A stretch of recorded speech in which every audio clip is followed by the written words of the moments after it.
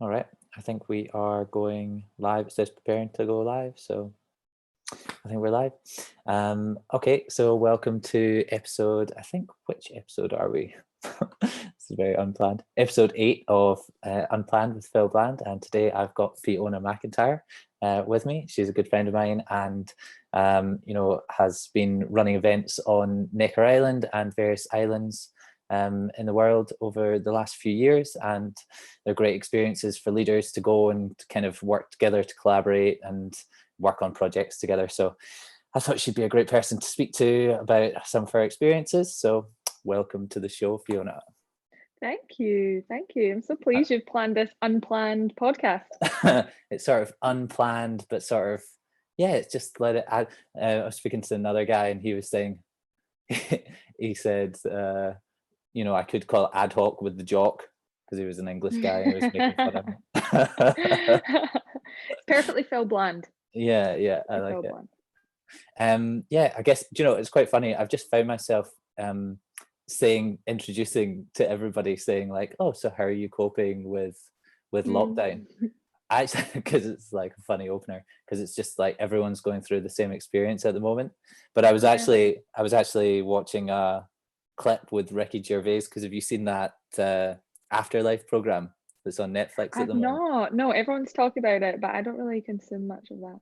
It's incredible, but he's been doing a lot of PR at the moment, and I think somebody asked him, how he's getting on, and he was like, you won't hear me complain when there are nurses doing 14-hour shifts and I'm just sitting in my house. So I think we've got a lot to be grateful for. But that said, how are you getting on? How are you coping with things? Yeah, I'm good. I think you know me well. I'm kind of used to working for myself. I've been doing it for 7 or 8 years now, like working from home, working from a small space, working from somewhere unusual, whether that be a dining room, a living room, a cafe, a freaking gym. I'll work wherever. I think one of the things that I've just had to get a bit more used to is not being able to socialize, because most of what I do and most of what I kind of thrive on is social. And yeah, I'm like an introvert extrovert, so I like some alone time, but I crave like that social side of things too. So I'm missing that. But yeah, and also I'm not a big social media user, so I'm not like thriving on being on social media and connecting with people, but I am comfortable with Zoom and things like that, so I'm enjoying using that as a tool. And in fact, it's nice to see your face, Thanks. because it's been too long and we're used to seeing each other a bit more, but it's nice to at least do it virtually. Yeah, for anyone watching this, Fee and I sometimes work together in the foyer of the gym. So Yeah. it's kind of weird not being able to kind of leave the house and go and work somewhere with people around you and just have that like Yeah. random coffee that you weren't expecting that day and things. So Yeah, absolutely. So yeah, yes, I'm coping pretty well. Have some other things and that are keeping me busy, but yeah, overall coping quite well. Adapting. It's all about adapting, right? I've that's lived in uncertainty for a while, so love yeah. adapting. I think that's it. It's like you're just set, like the world moves on and you're just given a new set of circumstances, and then it's how do you kind of change and adapt your mindset first of all to that new environment, Yeah. and then deal with it. So I guess we could probably start from the beginning. So with you, which was we knew each other from when we originally lived in Scotland together, and then both of us went off on our own separate journeys, I guess. I went Yeah. to London to go and work, and then moved to New York and spent a couple of years there. And at the same time, I knew that Fiona was living in Australia and had started this events company, and but I didn't know much else. And then we managed to randomly catch up in New York sometime, and then we reconnected, and it's been great seeing your kind of journey as it's been going on. So maybe like just for some of the people watching this, you could give a bit of an overview about how you got into running these events and what you're trying to achieve out of them, like what's the purpose behind it. Yeah, absolutely. Oh gosh, what a fun time we had in New York that time. But yeah, so I started getting into events probably when I was much younger, but when I was living in Australia, it was with my partner at the time. We started the idea from actually going to Necker Island and spending time there and realizing how magical and wonderful a place it was, to then see an opportunity where just being there and not being able to share something like that just didn't feel right. Being able to share an experience, I think all of us can probably relate to this in some way. Once you've found something that you love, being able to share it with people that you know would enjoy it too is actually a really nice thing to be able to do. And so it literally started as a passion project, and sharing it with people we knew who shared it with others. And at that time, and still to today, it's all about finding those people who are the change makers of the world, who are literally making a difference. And that now includes, I mean, it includes everyone, but I think even more so today, that includes people like the NHS in the front line. When we were focusing on taking people to Necker, it was like those people who were literally taking ideas and creating them into businesses. And that's what an entrepreneur is. An entrepreneur sees an opportunity, sees an idea, and creates something out of it. Doesn't just dream of it and think of it, they actually take action and make a difference with it. And so over the last 6.5 years,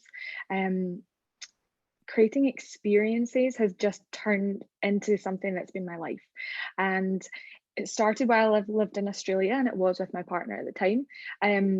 Obviously a lot has changed since then. And what was, just to kind of jump on that, so what was the first, like, a lot of people maybe watching this at some point will be thinking, like, you know, how do I even get started doing something like that? Like, what's the first step that I need to take?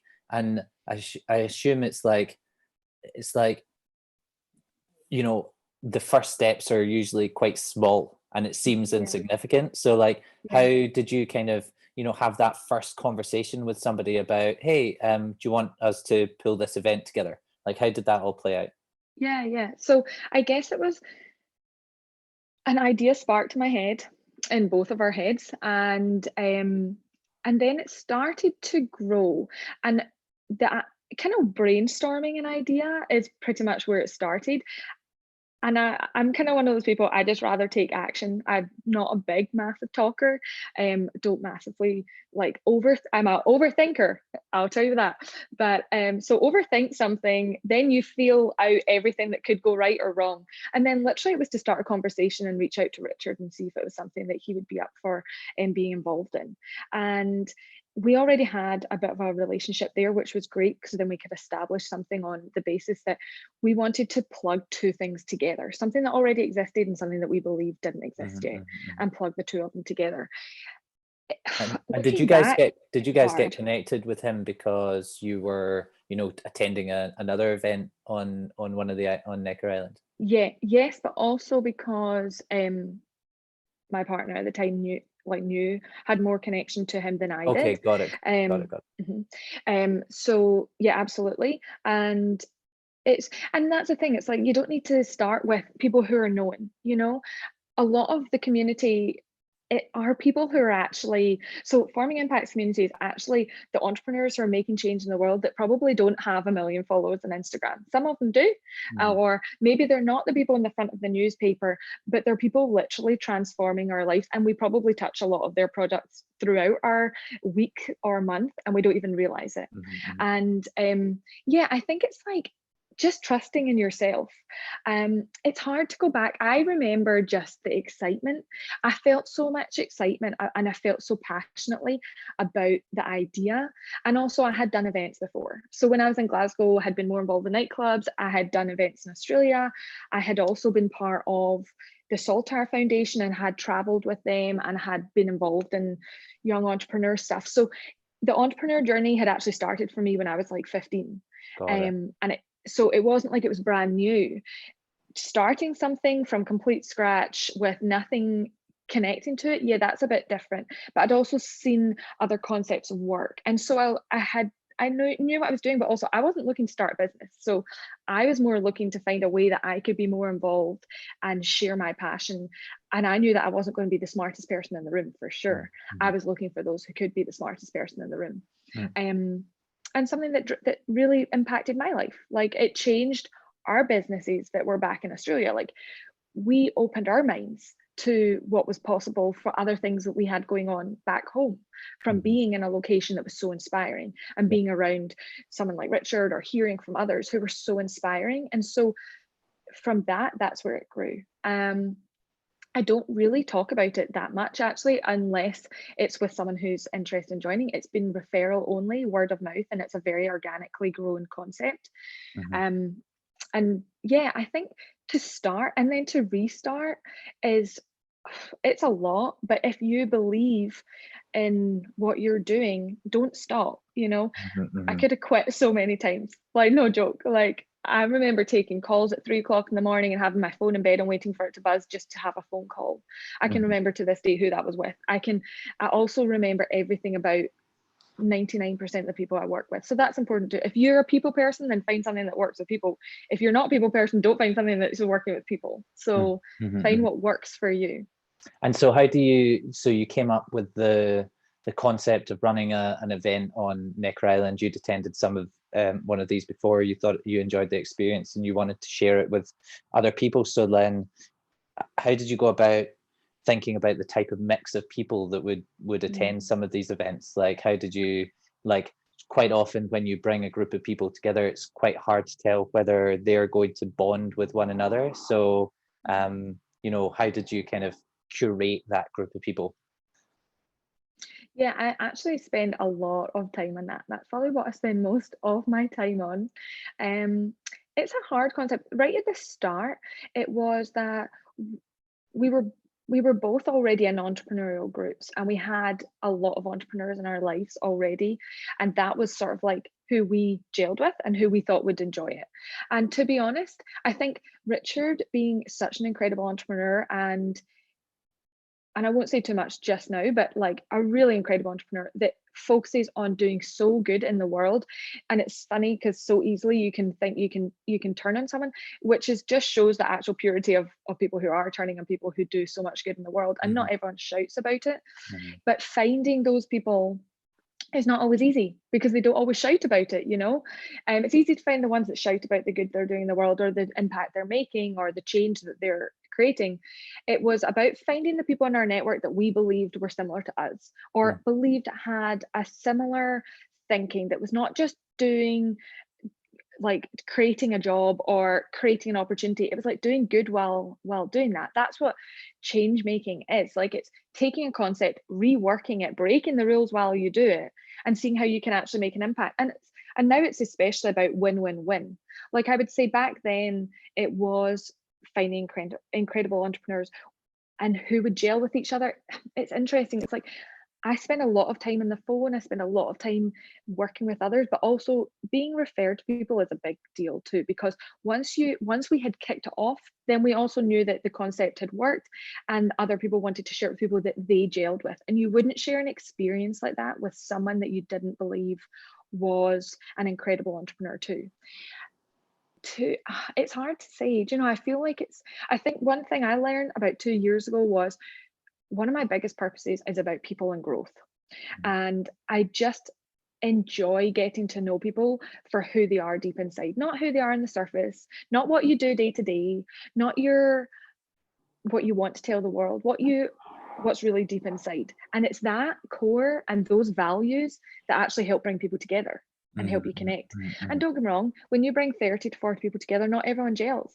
But if you find good people and you find a reason why they are similarly aligned in their values, and you put them in the same room and you create and curate conversations around similar topics, you can find ways in which you can connect people. And that's where that's come from. And I guess that was kind of my other another part to this, which is like bringing the right people, but then also creating the right environment for them to then feel like they're part of something that they can all kind of experience together and enjoy that. So like, how did you then kind of, or how do you think when you're pulling these experiences together, how do you think about getting the right mix of like the type of conversations that you're going to have, who would be speaking, what topics are going to be covered, and then kind of what mix of like both kind of training versus kind of an experiential thing that people can enjoy together on the island? How does that work? Yeah, it's so it starts with an overall theme. So we have a theme for the year, and then each event has its own theme.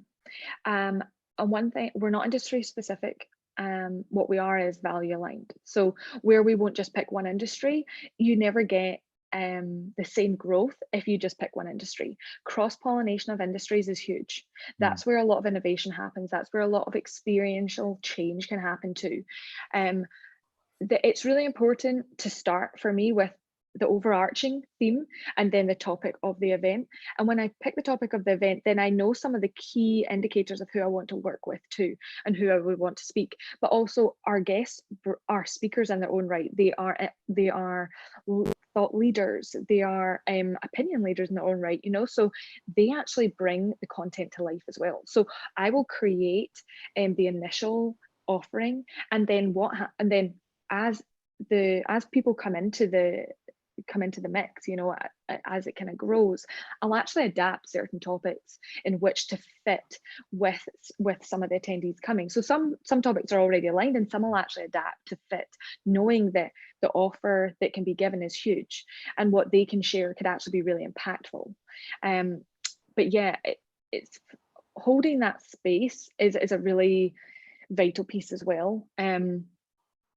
Again, I'm quite careful when I stick to my values. So a lot of it, I think you have to be, one thing that I've learned, and I've gone through different trainings and different learnings and different things over freaking 10, 15 years. If you can find someone's values, then you can and their purpose. And if they don't already know it, help them to really dive deep to find what that is. You really find where they come to life. And so if you can do that a little bit before and understand some of their purpose before, but also help to bring that to life while you're in a group of people, you get the most vulnerable self in someone. And that's actually where you find the most connection happens. We literally come as individuals, or maybe sometimes couples or a few from one or two organizations or friends, whatever, but most are coming as individuals, but they leave as friends, and some of them leave as family. And to me, that's what's really important. And yet, how does that happen? It's kind of hard to really define it, but I would say if you know your values and your core, and because I feel like I know mine and I know what forming impacts are, then I really find that I can connect with people and connect them to those values well. And yeah, and just for context for people watching this, you used to run the events as change makers, rule breakers, and then now you're launching forming impact. Yes, so I launched forming impact about a year and a half, 2 years ago. Great. So like, what do you think is the evolution between those two kind of experiences for people, and what made you kind of transition from one to the other? Yeah, absolutely. So the evolution, there was two elements to that evolution. First evolution was a breakup in partnerships. So that was first evolution, but actually I think it needed to evolve anyway. I had felt it for a while, where originally it was about bringing incredible people together. What became was a community, and we had a lot of people returning too. And what comes with community is not just an initial connection, it's an ongoing formation of connection points. And to build community, it's more than just one interaction, it's many, and it's many touch points, and it's many connections. Forming impact, and the name, literally forming impact is kind of like the 2.0. It's because we come together, and when we came together, even from the start, and when we come together now, we don't just come to connect, we come together to form an impactful change. And so that is in many facets, but we then create community from that connection. And those points don't stop there, they continue. And so it's literally grown arms and legs, because when you put great people together and you create something together, it doesn't end there. And what I started seeing was how much was going on even without me having to create anything for them. It was organically growing and flourishing in its own way. What was coming together while we were together was the formation of that. What came after was the growth. And so we're very much about igniting something when we're together and activating it when we leave. And then it's quite good, because it's like you went back to talking about holding the space for people. You probably, it sounds to me like the space after the event also needed some sort of curation or cultivation, like to water it so it would continue to grow. And it sounds like that's what you're kind of starting to do now. So how would that play out after an event? How would you kind of coordinate people to work together on things? Is that something you're kind of doing just now, connecting with your community during this period of time? How's that working?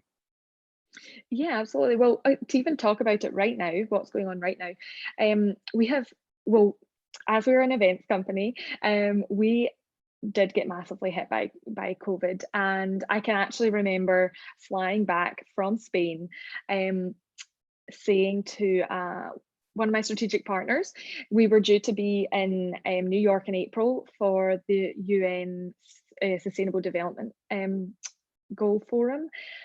And I'm like, it'll be fine as long as Trump doesn't shut the border. And 24 hours later, Trump shut the border. And that does make a massive impact. You know, we were very much about offline events, but what we had always planned for was being online too. And so the growth of online has been massive for us over the last 6 to 8 months. And we've just actually taken forward a lot of what was coming later and bringing it sooner to now, for instance.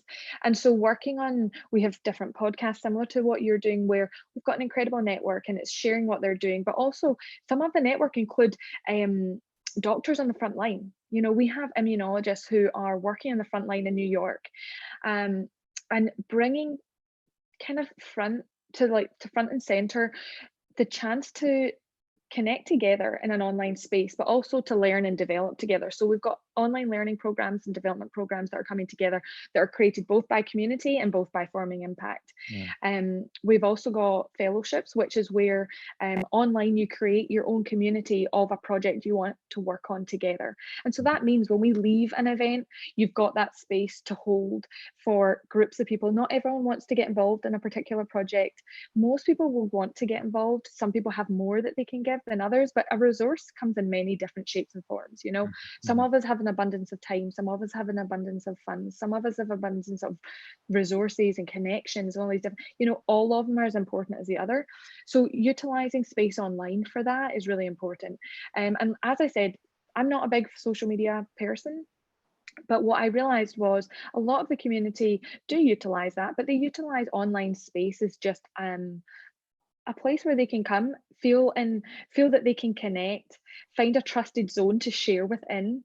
And it's a really good, in fact, I've found that COVID and this virus, this time that's happening, is a new era for allowing people to just actually say, no, let's stay at home and let's see what we can do from this chair, you know, from that seat, and bring people together from around the world. It's so rare to actually be able to get people in one space or one call all around the world at a different time to share with each other. And so for me, yeah, the online platform has been big development, the membership platform, and things like that. I think it's an interesting one for like creativity in general, because it like you know, sometimes a constraint on what you can do or what is possible allows people to be the most creative. Like, there are a lot of people who were starting to build digital platforms or communities or online courses or things that kind of they had in their business plan for in 2-3 years time, but the day-to-day kind of has always come first. Like, you know, building that e-commerce store when you're, you know, making loads of sales you know, in you know, retail stores and whatnot. It just doesn't feel like it's as urgent. But then once you've got the constraint on you that you can't come together, it's going to be quite interesting to watch what comes out of this, because people are going to come up with lots of different ways of doing things that we might not have thought of before. And it sounds like that's the kind of journey that you're going on right now. Absolutely. I think we're in a stage of a new revolution in a way. You know, this is when, like, times like this is when people really get inventive and creative, and new businesses boom. You know, unfortunately, we're going to lose some businesses, and a lot of people are struggling right now. But from this, it's when we pivot, it's when we adapt, that new revolutions really take off. You know, yeah, we're going the process for what's going on right now, we're all still in shock stage. So I is that quite possible? Where our minds can think of it, but what's actually happening? In the next 6 to 18 months, I believe we'll see some incredible change. And I hope it's for the better. You know, I've seen some wonderful things come out of this time. I could look at it quite negatively because, for instance, our Necker Island event in June won't happen in June this year. What's wonderful is we're still hosting from Necker each week, but we call it vacation yoga meditation. So it's nice Love to it. have connection points. Yeah. So we host it once a week, and it's just nice to have connection points back to something that you did have, and actually taking a vacation, because how I think few of us, I mean, we might be working a little bit less because the motivation's not there so much. It's hard. If you're someone who's been used to working from home, it doesn't change that much. I'm probably working more than ever, because I'll find an hour and find something to do. Mhm. But finding ways of adapting and then seeing the difference that that can change to your life, to your community, to your company, or to the sales, you'll start to see what works and what doesn't. And I mean, I'm not one to say I can predict the future. It's actually really interesting. I like being on calls and chatting with people who know much more than me, to kind of get ideas and find out what's going on. But Mhm. helping hold that space for those people to be able to create Mm. and collaborate on what's coming next I think is it's quite exciting. it's quite funny when people, sorry to cut you off. No. I think it's quite funny when people try to, like, you can't predict the future. Things are gonna happen however they happen. There are going to be big events that come along. You know, I don't imagine, you know, Boris Johnson, when he just got elected, was thinking that this year would be spent dealing with coronavirus. None of the, you know, politicians or leaders or business leaders or anything. This wasn't part of the plan. But you can't change the circumstances. You can just change how you react. And sometimes it's the people who react the best to unplanned events. See what I did there with unplanned? I loved it. Yeah. There, I think entrepreneurs are good at that too, but I think we all have some entrepreneur in us. yeah, for sure. I actually want to go back to something you mentioned before, which was like relying on community and not believing that you're the smartest person in the room. Like, I think it's, you know, it's even like with big platforms like, you know, YouTube, or like, you know, community generated content is so important. And like, it's quite hard to, even if you own a small business, like if you own you know, a chain of shops or restaurants or whatnot, like allowing, like, not feeling like you need to be in control of everything, and have like for it to be your vision that is created, is quite a hard thing for some people that are wanting to do something entrepreneurial um to avoid falling into the trap of thinking that they're the smartest person in the room. And you know, if you're doing something that's kind of a change maker, or if you're doing something that's going to make an impact in the world, then there's a certain element of ego that comes from that decision. But then you've got to also have both the, you know, confidence to know that you can change things, but the humility to know that you can't do it all yourself. And I think that that's an interesting, like, even me having these conversations, you know, if I was just sitting talking to the camera for an hour a day every day, it wouldn't be that interesting as much as I'd love it to be. It's like stories from other people and conversations and connections between one and other people that kind of create the real strength and the real power. So yeah, I mean, is that something you kind of think about when working with other people, and how do you bring that the best out in them? All the time. I'm the first to say, I will stand up often and be like, I'm the least smartest person in this room. But yeah, I think, I don't know if that's a Scottish thing, but we're quite good at putting ourselves down. And as Scottish people, I think we need to be good at lifting ourselves up a little bit more. But when it comes to that, yeah, community for me is about others. Being able to use your experience and being able to pull on some of what you've been through to share with people, I think is really wonderful, but not to talk as an expert if you're definitely not an expert in that area. I think we don't even become an expert when we've gone through something. But I mean, I've been through a few different, hurricanes in my life. And so therefore there's certain topics I feel a little bit more comfortable that I could help people with or share. But when it comes to the community, I love to find out what is their purpose, but also what they work on as more of an expert, because a mixture of those two, what they're passionate about and what what drives them inside, and what they're doing on a daily basis, is a really great collaboration of where they become somewhat of an expert. Mhm. And I think when we can be, like you said, humility is huge, but when we can be compassionate leaders, empathetic leaders, when we can really work with others and listen, I think it's rare that, I think we're so comfortable talking sometimes. Some people are, some people aren't, but we get so comfortable talking and sharing. Listening sometimes becomes second, and listening should be first. Listening to understand, not just listening to hear someone, is so important. And so I think it's important to actually look at yourself and say, how often when we're having this conversation, how much are we listening to understand each other and not just return it to a question? Does that make sense? Mhm.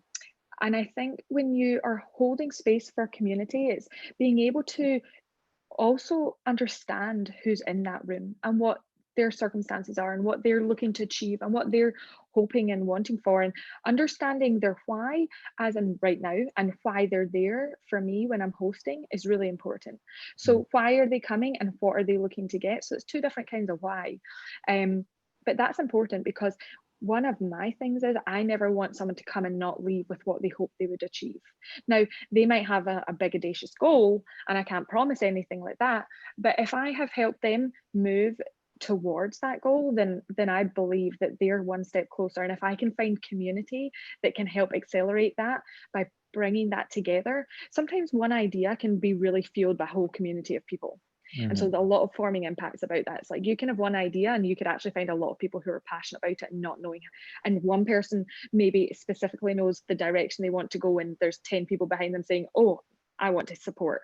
That's what community is too. I think community is a multitude of things, but community is what I believe will actually be something really important for companies as we go forward. I think there's a lot of big companies that do it well and a lot of big companies that don't do it well, and and same with small companies too. Community will be a huge part of how we do even sales going forward, because Mhm. the relationship is more important than ever.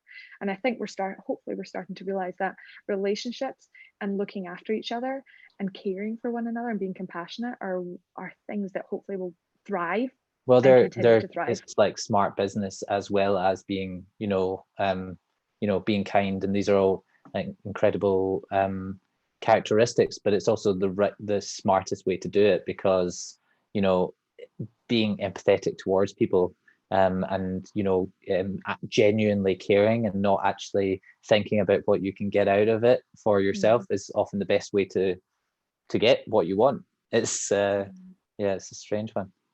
Yeah. So and so you run the events on Necker Island, but I kind of, from our previous conversations, you're also running some other, have been running some other events in other places. So what are the other things? I mean, COVID-19 obviously has put a bit of a spanner in the works, but that we're imagining that the world is going to return to some sense of normality.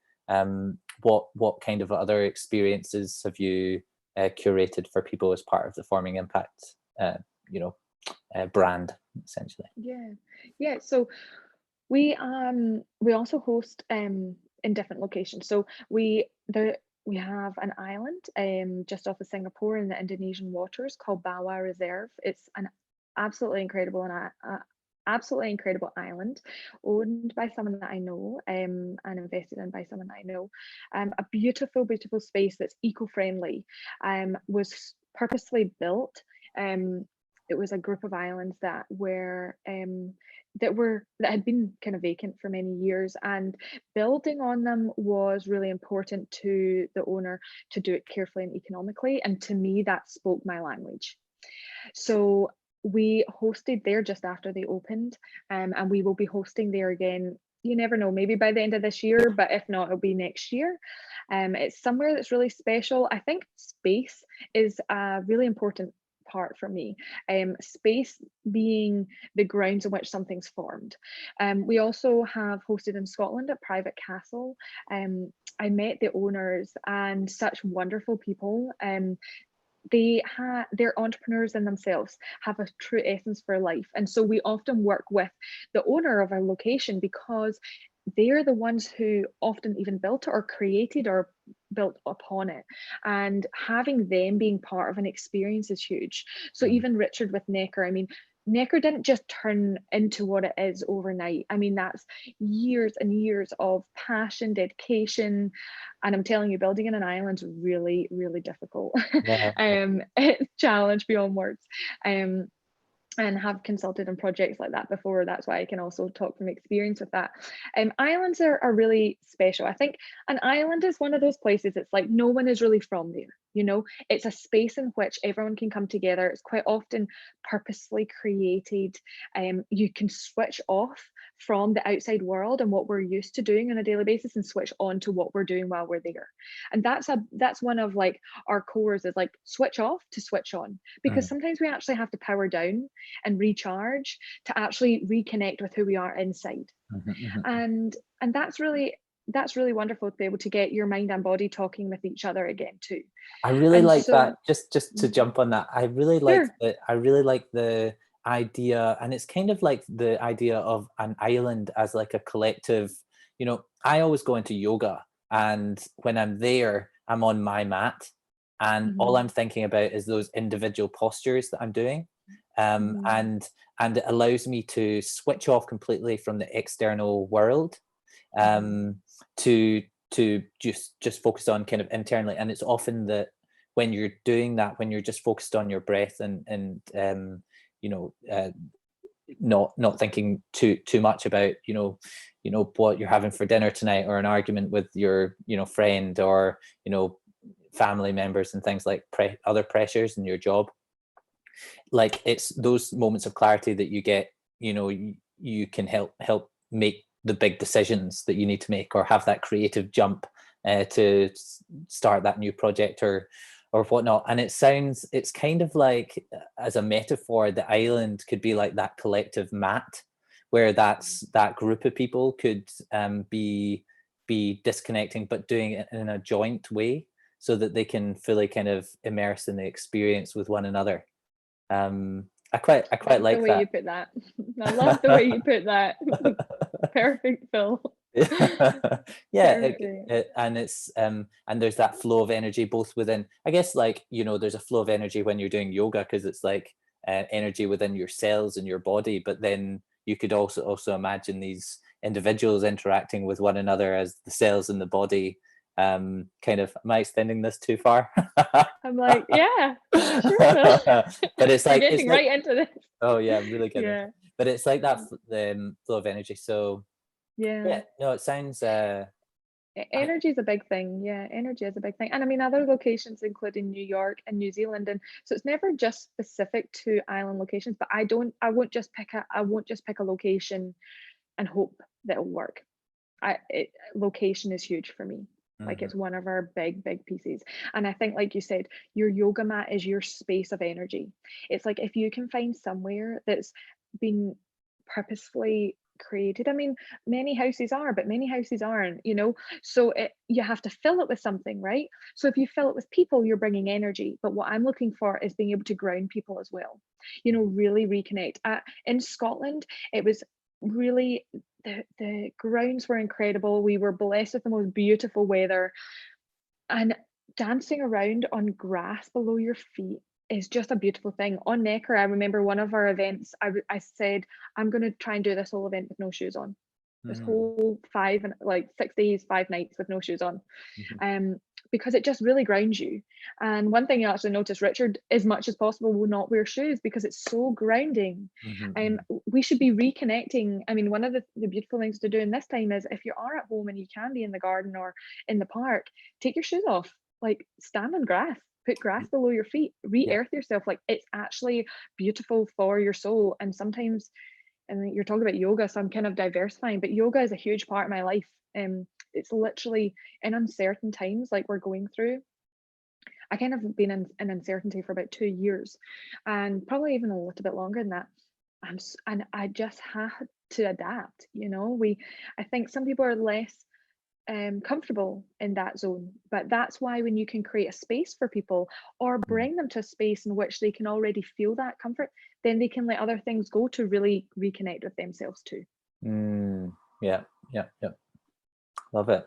The other thing that I was thinking about as you were talking was, it sounds like the partners that you partner with, both on like the island just near Singapore, or with Richard on Necker Island, and also the people within your community that come to the events. It's quite a lot about alignment in values, and like partnerships, whilst they may not be part of your business, if you're partnering with them, then it's like a reflection on you, and whether you want to have some alignment there. How do you think about, so I guess we could talk about in a second about alignment with the Virgin brand, and how, like, so you think some of the kind of values that they have is aligned, and why you wanted to partner with them in particular. But first, I guess, let's talk about dissent. Like, how do you make sure, like, have you in any of the events, have you found that there are people with dissenting opinions, or like having a diversity of views that can be helpful to kind of spark that creativity? Or are there any examples of situations where it's slightly uncomfortable in these events, but that has kind of strengthened the community as a result? Yeah, absolutely. I can actually think, I won't name names, but I can absolutely think of one. So gosh, it was about this time last year, and I got introduced to someone, and we had a call, and I think to them, they just wanted to come on this event, and I was like, oh, that unfortunately is not how it works. There's like a whole process. And it took original we all build businesses in different ways. This is a very successful entrepreneur, wasn't used to getting deep, and shared, eventually took me about an hour to find out really who they were, not just their overlying, this is my purpose. No, what's your actual purpose? And probably slightly different views, and maybe like I called him my wild card. And was it the right fit? I to be honest, in the first 40 minutes, I was like, this is not the right fit, so we'll just end this conversation. But I felt like there was something more. I felt like there was a reason we'd been connected. So kept diving, found out something that he had been through. He had actually he basically sleeps 3 to 4 hours a night, and had passed out at work one day and was rushed to hospital, and had bounced back and gone straight back to work, which wasn't good for health, right? But the real purpose for keeping going was completely different than what his verbal purpose to everyone else was, And so once I connected with that person and I actually realized who they were, I was like, you have so much to share, because we all go through similar experiences like this. Some people are more vulnerable than others and share it. Often men are more unlikely to share it. Women are a little bit more vulnerable and will share some more, unless they're in a male environment where sometimes they feel like they shouldn't be so much of a female. And I mean, let's just consider everyone is equal. At any one of my events, you'll pretty much get a really nice spread of equality, but all diversified too. So anyway, I think, like you said, so yeah, difference of opinion. And so you're having conversations, and some people are switching off, and they're like, I don't really agree with that. And then, or why, I remember jokingly over dinner, I mean, luckily he was a funny guy, and some other people were funny, and a couple of people were like, who invited this guy? And I'm like, well, yeah, that was me. And the next day he shared a story that I didn't ever think he'd share, but I really hoped he would. And that was it. He is probably one of the top people that everyone walked away with and went, he changed my experience. Because yes, he had different views, but really deep down, we're all so similar. And especially in the group that we're bringing together, the values are very similar. So they couldn't see how he was aligned with the values, which is why they couldn't connect. And did he throw out, he more didn't say anything and couldn't necessarily connect with some of it, but that was because he also had his wall up. And so by then turning around going, actually I'll be vulnerable and I'll share a story with you all, people could then connect with him and they were like, wow. And then actually opened up a mode of communication for others to then be as vulnerable, because they saw that the least vulnerable person in the room was the most vulnerable all of a sudden. Another probably, there's so many, but we actually, businesses spark while we're there. So we're like, where I say cross-pollination of industry, it's also sometimes you get someone throw something out and people don't agree. But once you actually see why and how and what and all that's explored, and there's the space to explore it. And just to give you a bit of context too, I do a lot of planning on my side. And then once we're there, I create it very organically. So there's not really time limits. It's island time, or it's program time. You know, that means like things may over program, things may under program. Like something might last half an hour and it's meant to last an hour. Most likely something's going to try and last an hour and a half and it's meant to last an hour. But what happens is we don't just go there to sit down. We literally go there to explore and explore ourselves and explore a location. But while you're doing that, already communication has happened, communities started to grow, connection points have flourished, relationships have started to build. And so you actually end up maybe sailing off somewhere and having those incredible deep conversations while on a boat floating around an island or racing around an island. And that's where people then really connect, because they might have really adverse views on things, but once they actually get to the deep meaning of why they think a certain way, it's very they probably come to the same conclusion, because at the end of the day, they're there because they have the same values, or core similar values. I hope that answers. I realize what you're saying. It's not. And no, and I think you're probably right in the sense that like there are just, you know, there might be things that make us different, whether it's our backgrounds or, you know, our life experiences, our religions, our race, our country of birth, you know, sexual orientation. Like there are just like so many things that can kind of make things different, but there are some like core things that also kind of unite people, and it's about kind of scraping away to find like that part of somebody that has that common you know characteristic that will make them feel like they belong within the group. And sometimes that takes work, because people bring baggage with them and they bring preconceptions about, you know, whether, you know, there's, you know, an event's for them, because they're not maybe necessarily used to self-reflection, or they're not used to being uncomfortable and vulnerable, and seeing that as a strength.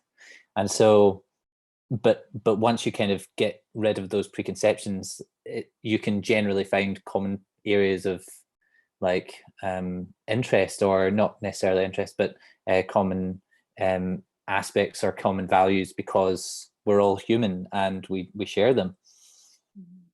Absolutely agree. Completely agree.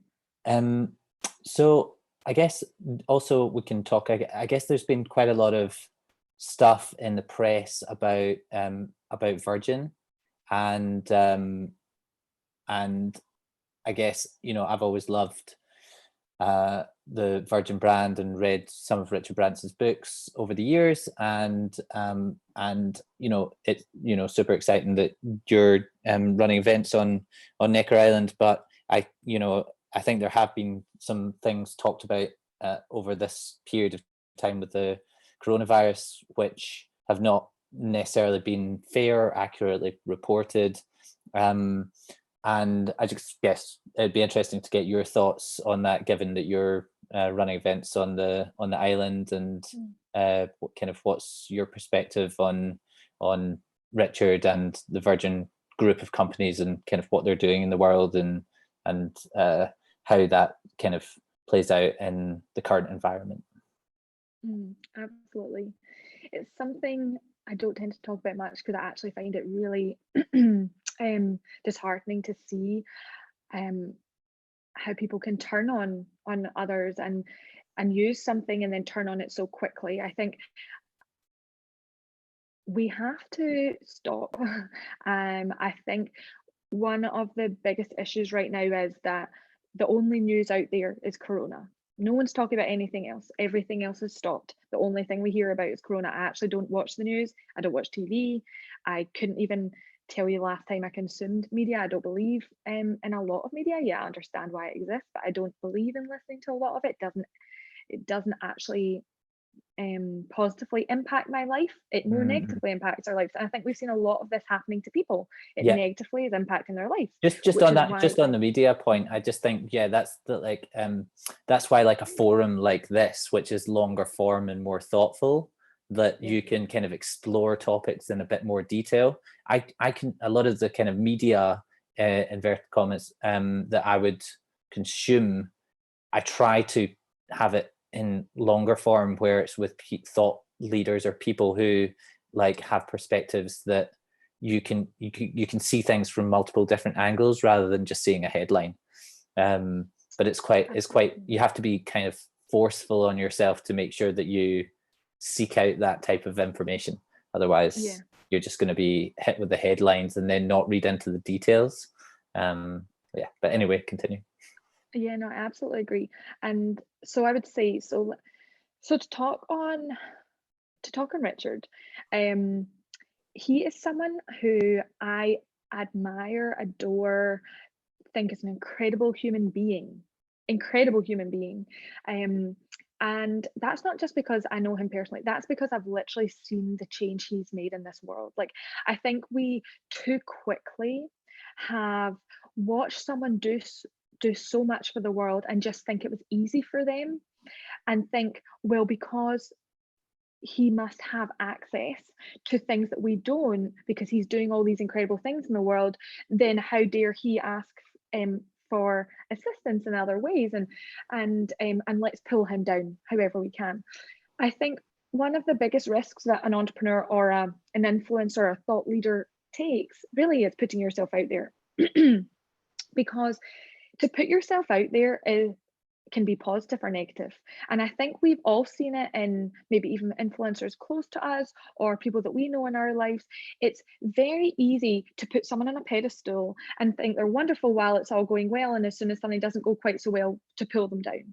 And Mhm. I think that's a really sad quality, because I think we have to not put too much judgment too quickly without knowing all the facts. And people don't know all the facts, and that's why they're reacting the way they are. They're reading headlines that, unfortunately, there's people that, yes, Richard's maybe done something to over the years that like, and had fun with or whatever, or there's deals that I mean, with the NHS stuff, like that, again, it's an easy story to sell Mhm. because it could look negative if you word it correctly, but Mhm. actually that's not what happened. You have to really dive deep. And that's why I refuse to get caught up in this media thing, because it's so easy to flaunt all, not just fake news, but just incorrectly written Mhm. information to make it sound worse than it is. Yeah. Um, I'll talk more on a personal note, because I know more about that than the media stuff. So I'll just do that. Mhm. But Richard is one of the hardest working people I've ever met in my life, and yet the most humble, warm-hearted people you ever meet. I've seen it personally where he doesn't turn his back on someone. He fights for them. He will actually step up and speak out for them. And be that like kind of backbone for them. He's the most giving person. He's known as Mr. Yes. It's literally for a reason, because if you ask him anything, I'm actually careful what I'll ask, because I don't ever want him to think I just expect him to say yes every time. But he wants to do good. He literally will spend his time. He will stand by his word, Mhm. and he'll also spend his time to look after others in the world. He has transformed so many. He's used his voice in such a transformational way, in that, for instance, what was happening in Venezuela, he'll fly there to be that voice of reason because he knows people will listen. He Mhm. doesn't need to be there. He was asked to go somewhere and he said, yes, I'll be there to be the voice of reason. Mhm. um what he's created is beyond what I think many people will ever create. It's not a tech company. It didn't IPO in a massive way. It didn't go from 0 to 100 million really fast. The work that went into it, the risks that he took, the strategies that he put in place weren't willy-nilly. They were put in place with thought and dedication to his people, the culture in which he built the Virgin brand on, the values that are so connected to the Virgin brand that are literally from kind of him in a way. He's a people person, and Virgin's a people brand. Yeah, British Virgin Islands is a beautiful place, and he calls it home, but he works really hard for that to be home. That's not just and also the British Virgin Islands have been really impacted by the way he's looked after their people too. The hurricanes that hit in 2017 demolished most of those islands, and the recovery has been extensive, and it's still going on today. And what he has done is didn't just look at himself first, he looked at others first and helped in every way he possibly could. And I will always back him and back him through what I do with my work. Ever since we first started going to NECA, we've backed his charities, and because we believe in them. The people he picks, the female leaders, the male leaders, the whoever you are in the Virgin brand, you've got a connection to Richard because you're connected to the brand, and Richard is his brand.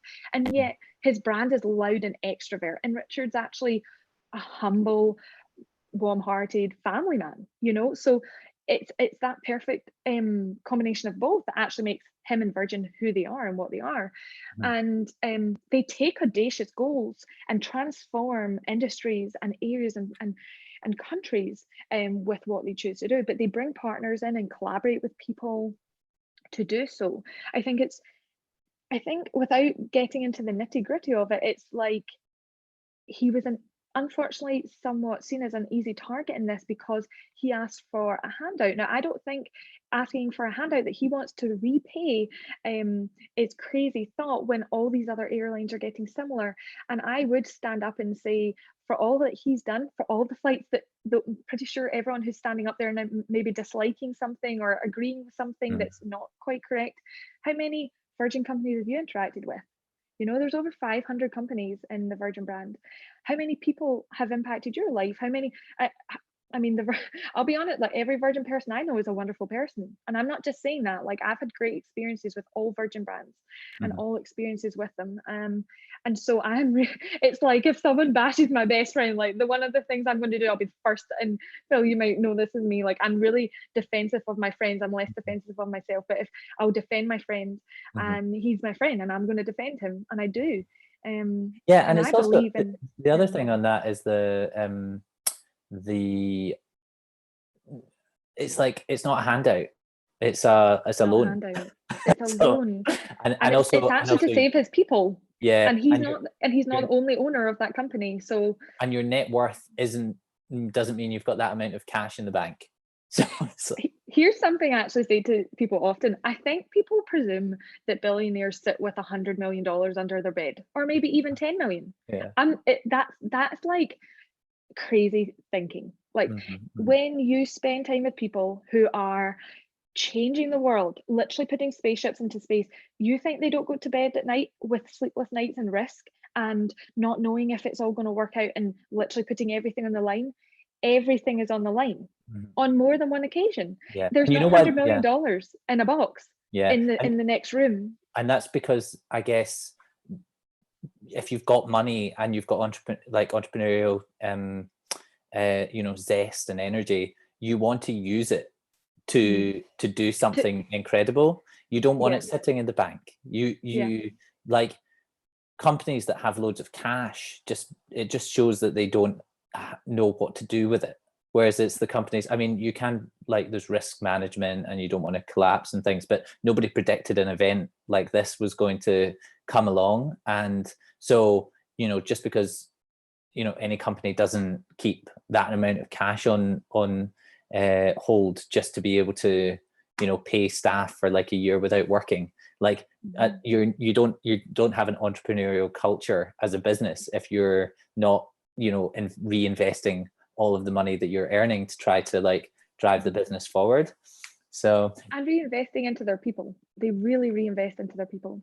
Yeah. And like that's why we know Virgin so well as a people company. It's actually kind of aligned with what we were talking about earlier on a larger scale, but the kind of holding a space for people. And I kind of like, I was thinking like culture and thinking about culture and brands and how they interplay with one another. And it's like a brand is like like a space as well that you can hold for a group of people to exist within. And I think that that's amazing what Richard and has done with Virgin, because once you create this space or brand within which people can operate, then it's all about also empowering them in the same way like you might do with a speaker at one of your events, to like do what they want to do, and not necessarily be trying to like control everything and letting your ego get out of the way. You set the value, you set the purpose, you create the brand and the culture, but then like allow people to just get on with it and do the best work of their lives type thing. And so a lot of these themes apply both at like highest level business, but also like just when you're starting out, it's all about just making people feel like they want to join you because they can have an impact. Yeah, I agree. Okay. And I think he has, Richard himself creates opportunities that make an impact on the world. He doesn't invest in things that he doesn't see as making the world better. He invests in things that, and most of them are big risk ones. I mean, starting an airline isn't a small risk. Starting a space, a space and an orbit company is not small risk. They're big risk, but they change the world. Yeah. And that's what we all want. We all want to see that change, and we're not the ones stepping up to do it, but we're first. We could not us personally, but there's many people out there that are the first to pull people down just because they seem to be doing better than others, and yet what we don't realize is how hard they work every day and how much risk they do actually take to make it happen. Yeah. Nice. Well, okay. So what's I guess that's what's the plan then? Do you know what? Actually, that's funny. I even asked that question because it's like, well, unplanned, but also you can't. Yeah, it's so hard, the uncertainty at the moment.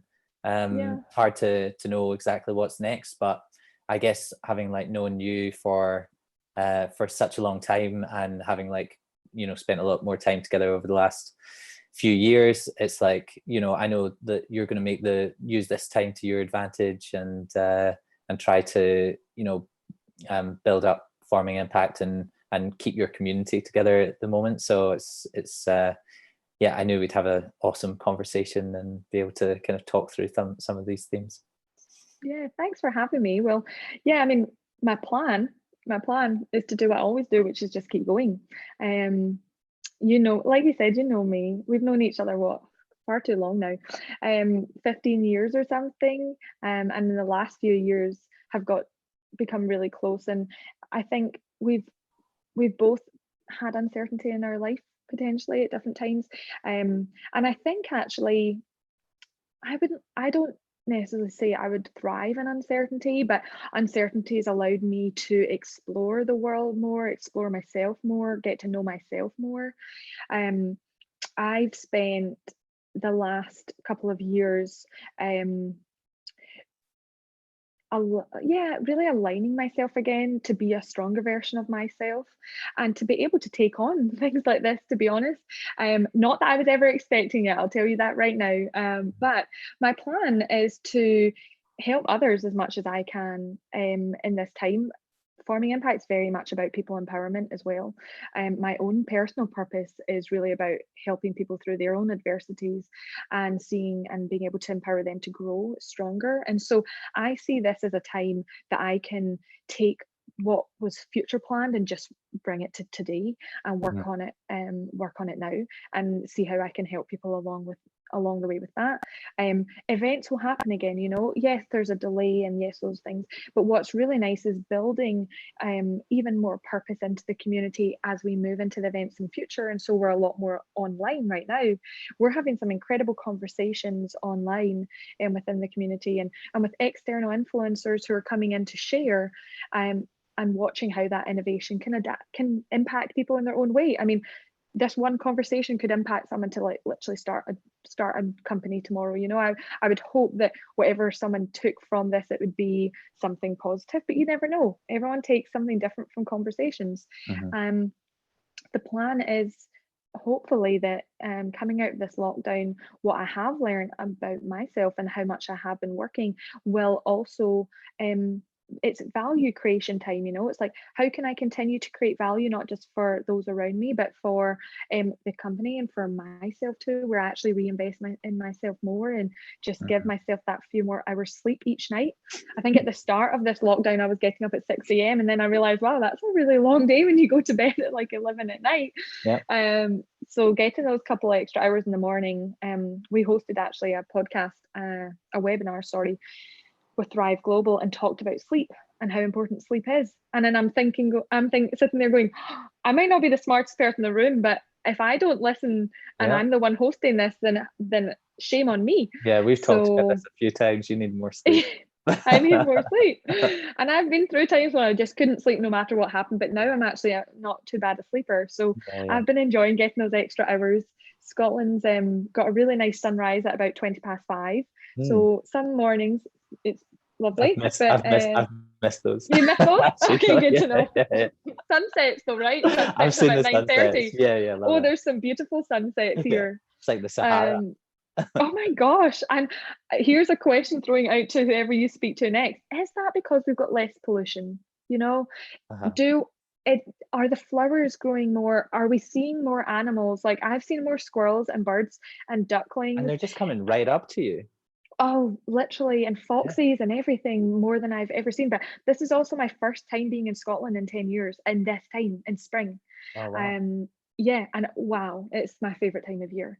So going to try and travel a little bit less.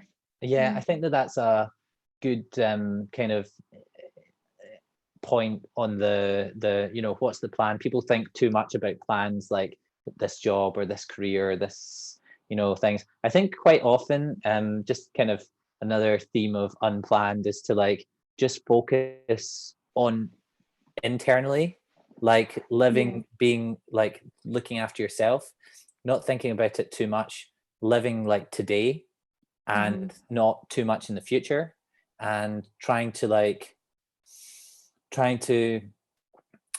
make yourself better. Because a lot of the time, if you make too many plans for things that are kind of out of your control, then you won't end up fulfilling them. Whereas the best plan is to just like focus inward, and quite often that is the best way to get the results that you want in the end.